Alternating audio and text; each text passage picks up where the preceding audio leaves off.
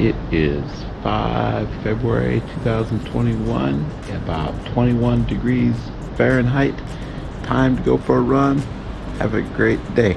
Find what motivates you. Cheers.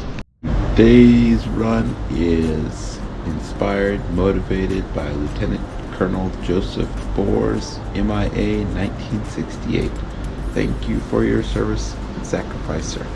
Take care.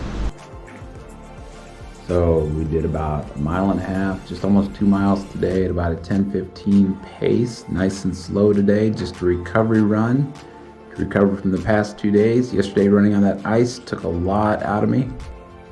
When you run on the ice, you don't get the full force of your push off, and you learn how to use muscles that you don't typically use. So it was a fun run yesterday, but I needed a day of recovery from it. So we're back to the long ones tomorrow. Have a great day.